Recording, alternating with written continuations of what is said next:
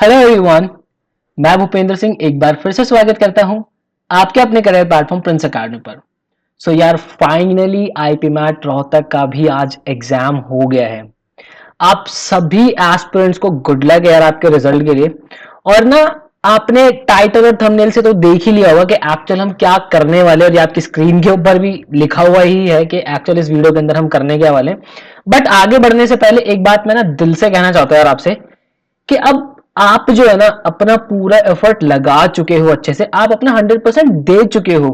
अब उस बारे में सोचना भी मत। 2 या 3 दिन बिल्कुल आपको चिल करना है, बिल्कुल अच्छे से रिलैक्स करना है। ये जो मशीन है ना हमारी, इसको थोड़ा सा टाइम देना है, ठीक है। मुझे पता है कि इसमें से आप में से काफी सारे स्टूडेंट्स का आगे ड्यू जैट भी है, वो अभी से बिल्कुल स्टार्ट हो जाएंगे। ठीक है यार, पढ़ना है, मुझे पता है, और वो जरूरी भी है पढ़ना।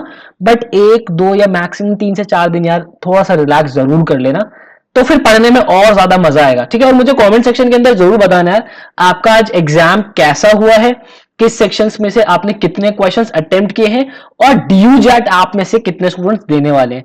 सो चलिए यार बिल्कुल इन डेप्थ आज एनालिसिस करेंगे कि कैसा एग्जाम रहा है और क्या क्या एक्सपेक्टेड हमारी कट ऑफ हो सकती है।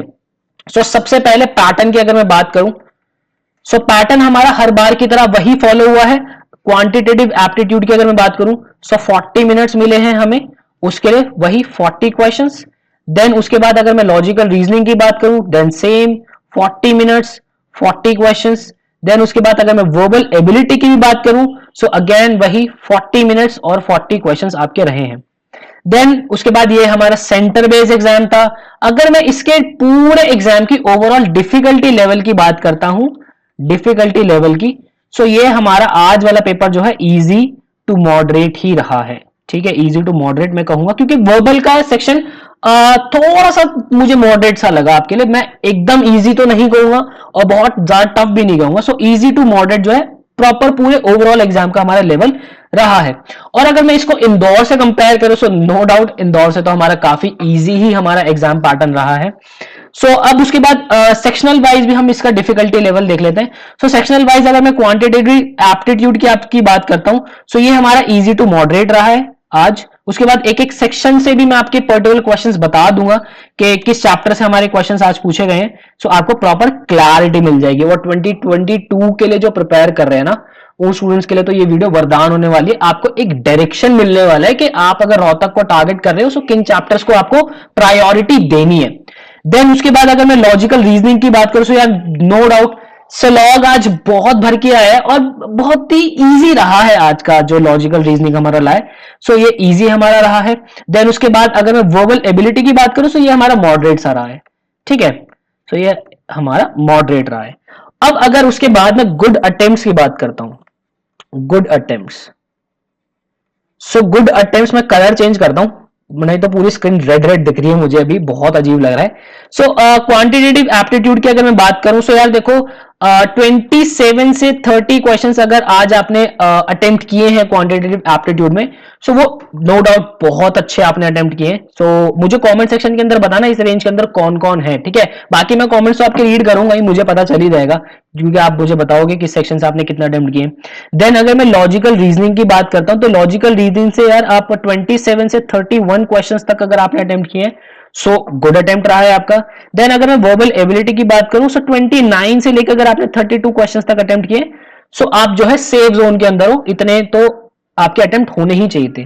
और अगर मैं ओवरऑल अटेम्प्ट्स की बात करता हूं, सो ओवरऑल अटेम्प्ट्स आपके जो है 75 से लेके 78 तक होने ही चाहिए, ठीक है। और यार आगे बढ़ने से पहले ना, अब जो 2 या 3 दिन आप जो चल करने वाले हैं, मुझे जरा कमेंट सेक्शन के अंदर जरूर बताना कि 2 या 3 दिन का आपका एक्चुअल प्लान क्या है, ठीक है। मैं तो कहूंगा कि यार फैमिली के साथ थोड़ा सा टाइम स्पेंड करो, कजन्स को बुला लो, कजन्स के पास चले जाओ, चिल करो, नेटफ्लिक्स छान मारो अच्छे से, ठीक है। मतलब बहुत पढ़ाई कर लिया यार, मुझे पता है आपका जो आखिरी का 1 हफ्ता होता है ना, वो कितना लोडेड होता है।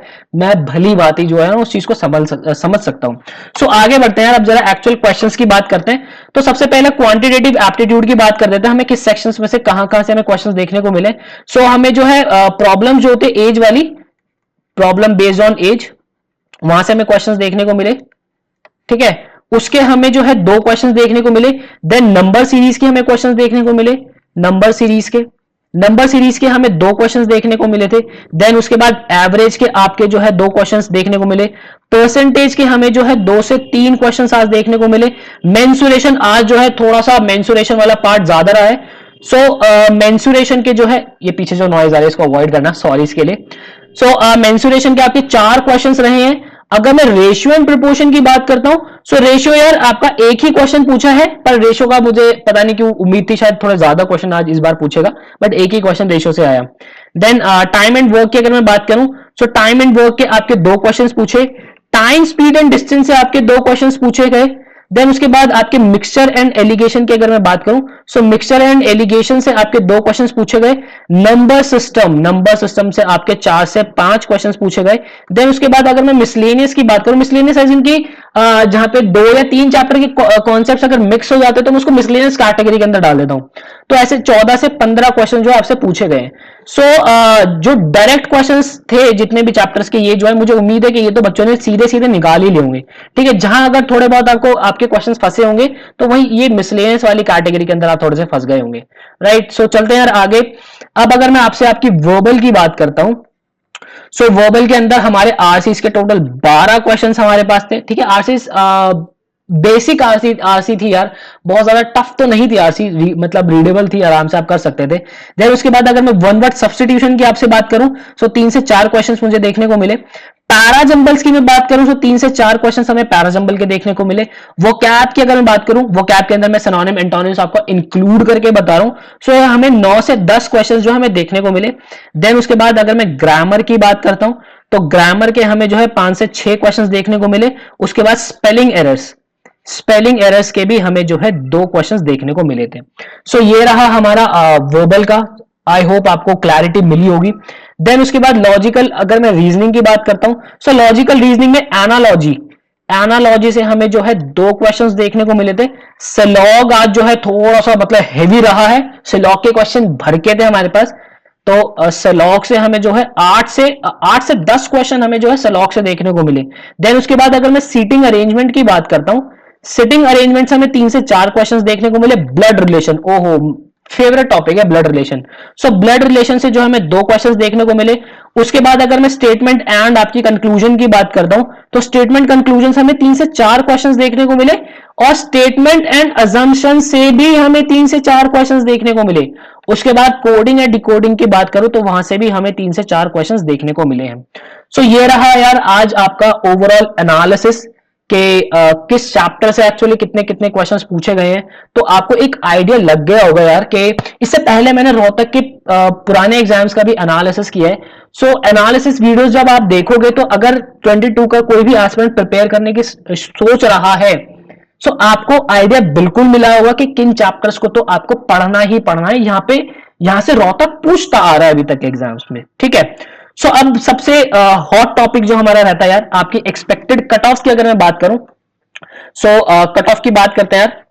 ठीक है, तो कट ऑफ यार अगर मैं जनरल की बात करता हूं तो देखो ये पुराने वाले से आप देख सकते हो, बट चलो कोई नहीं, मैं आपको बता दूं। अगेन ये सिर्फ एक एक्सपेक्टेशन ही है, जो भी आपका एक्चुअल रिजल्ट होगा वो तो एग्जैक्ट तो आपको तभी पता चलेगा।